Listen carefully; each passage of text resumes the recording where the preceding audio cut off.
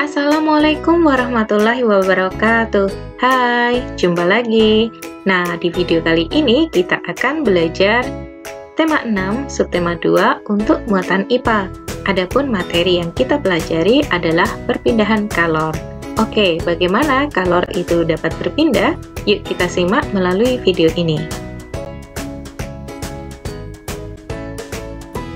Oke, di pertemuan sebelumnya kita telah belajar bahwa kalor merupakan energi yang dapat berpindah dari benda satu ke benda lainnya. Sebagai contoh saat kita sedang berjemur, energi panas dari matahari dapat kita rasakan walaupun kita sedang berada di bumi.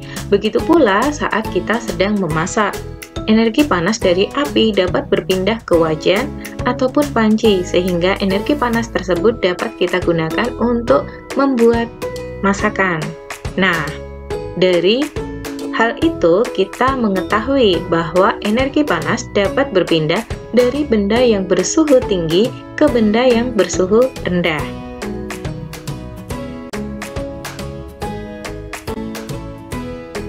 Perpindahan panas dapat melalui 3 cara. Cara yang pertama adalah konduksi. Cara yang kedua adalah konveksi, dan cara ketiga adalah radiasi. Konduksi. Konduksi dapat disebut juga dengan cara perpindahan panas secara hantaran atau rambatan. Konduksi atau hantaran adalah perpindahan kalor tanpa memindahkan zat perantaranya. Jadi, yang berpindah hanya panas atau kalornya. Perhatikan ilustrasi berikut. Panas diandekan sebagai sebuah buku, sedangkan zat perantaranya adalah Edo dan kawan-kawannya. Nah, Edo dan kawan-kawannya tidak berpindah. Yang berpindah hanya buku. Ingat, buku pada perumpamaan tersebut dianggap sebagai panas.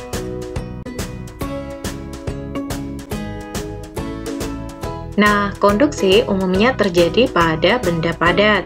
Konduksi dapat terjadi ketika dua benda padat bersentuhan, sehingga panas dapat merambat.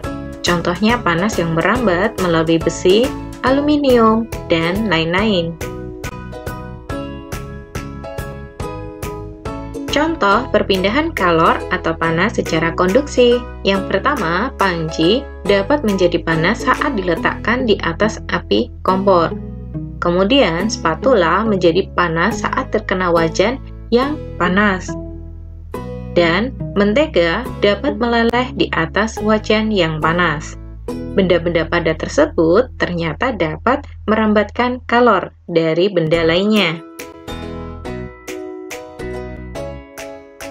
Contoh lain untuk peristiwa perpindahan kalor secara konduksi, yaitu knalpot ikut menjadi panas saat mesin dinyalakan. Contoh lainnya, saat kita mengaduk teh panas dengan sendok. Sendok yang kita gunakan untuk mengaduk ternyata ikut terasa panas. Kemudian contoh lainnya adalah saat menyetrika baju. Alas setrika yang panas ternyata merambatkan panas pada kain, sehingga kain menjadi hangat dan rapi.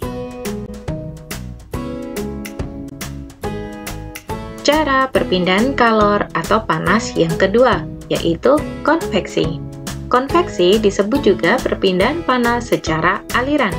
Konveksi atau aliran panas adalah perpindahan kalor yang disertai perpindahan zat perantaranya. Jadi, yang berpindah adalah panas dan zat perantaranya. Kita perhatikan ilustrasi berikut ini. Udin akan memindahkan buku. Udin dianggap zat perantara dan buku dianggap sebagai panasnya. Nah, Udin dan buku ikut bergerak bersama-sama, sehingga bisa kita katakan bahwa di dalam perpindahan panas secara konveksi, baik panas dan zat perantaranya ikut berpindah bersama-sama. Oke, konveksi umumnya terjadi pada benda gas dan benda cair. Sebagai contoh saat kita sedang merebus air. Air merupakan benda cair. Ketika air kita rebus, seluruh bagian air tersebut menjadi panas karena bagian-bagian air ikut bergerak bersama kalor. zat yang terkena kalor terlebih dahulu akan memuai dan menjadi lebih ringan, sehingga zat bersama kalor bergerak ke atas. Zat yang di atasnya akan mengalir menggantikannya.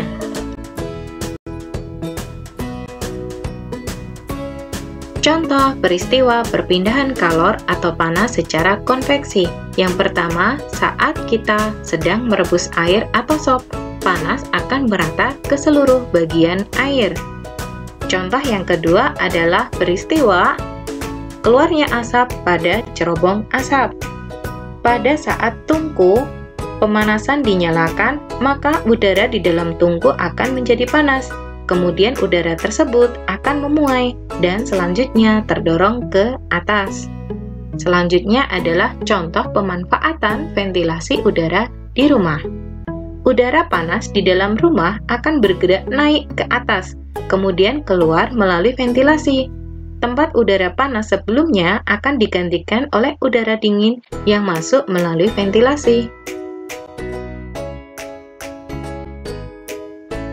Contoh lain perpindahan kalor atau panas secara konveksi, yaitu balon udara yang bergerak. Perhatikan tanda panah yang menunjukkan arah panas yang ada di dalam balon udara. Prinsip kerja balon udara adalah memanaskan udara di dalam balon, sehingga udara di dalam balon menjadi panas. Kemudian udara yang panas tersebut akan bergerak naik dan mendorong balon udara untuk bergerak ke atas. Kemudian contoh selanjutnya adalah terjadinya angin darat dan angin laut. Bagaimana ya proses terjadinya angin darat dan angin laut? Yuk simak penjelasan berikutnya. Proses terjadinya angin laut. Angin laut adalah angin yang berhembus dari arah lautan. Nah, angin ini dimanfaatkan oleh para nelayan untuk pulang kembali ke daratan setelah mencari ikan. Nah, angin laut terjadi pada saat siang hari. Saat siang hari, bumi mendapatkan energi panas lebih banyak daripada saat malam. Nah, daratan yang merupakan benda padat lebih mudah menyerap panas matahari daripada lautan yang merupakan benda cair. Akibatnya, suhu di atas daratan menjadi lebih tinggi daripada suhu di atas lautan. Selanjutnya, udara yang memiliki suhu lebih tinggi di atas daratan akan naik, dan tempat yang ditinggalkan oleh udara tersebut akan segera diisi udara dari lautan, sehingga terjadilah angin laut. Lalu bagaimana ya terjadinya angin darat? Angin darat adalah angin yang berhembus dari daratan ke arah lautan. Angin ini dimanfaatkan oleh para nelayan untuk pergi melaut dan mencari ikan. Angin darat terjadi saat malam hari. Nah, daratan yang merupakan benda padat lebih cepat menerima panas, tapi lebih cepat pula melepaskan panas atau menerima dingin. Nah, saat malam, energi panas yang didapatkan seharian oleh daratan akan dilepaskan, sehingga udara di atas daratan menjadi lebih cepat dingin. Udara panas di atas laut akan bergerak naik. Selanjutnya, tempat kosong tersebut akan segera digantikan oleh udara yang lebih dingin dari daratan, sehingga terjadilah angin darat. Cara perpindahan kalor atau panas yang ketiga, yaitu radiasi. Radiasi disebut juga perpindahan panas secara pancaran atau sinaran. Radiasi adalah perpindahan kalor tanpa disertai zat perantara. Sebagai contoh adalah perpindahan panas dari matahari dan api lilin. Panas dari matahari dan api lilin dapat kita rasakan karena panas dari kedua benda tersebut bisa berpindah tanpa zat perantara. Nah, benda yang bersuhu tinggi akan memancarkan kalor atau panas secara radiasi. Kalor atau panas akan memancar dalam bentuk gelombang elektromagnetik. Contoh peristiwa perpindahan kalor secara radiasi, yaitu panas matahari yang memancar sampai ke bumi. panas matahari tersebut dimanfaatkan oleh manusia untuk berbagai jenis kegiatan. Contohnya menjemur baju yang basah menjadi kering, pembuatan garam, serta mengeringkan ikan asin. Ketiga kegiatan tersebut memanfaatkan perpindahan kalor secara radiasi.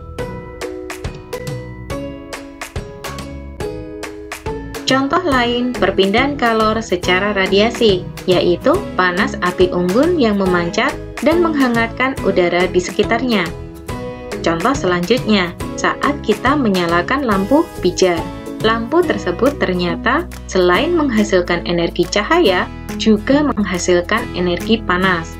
Energi panas dari lampu akan memancar dan menghangatkan udara di sekitarnya.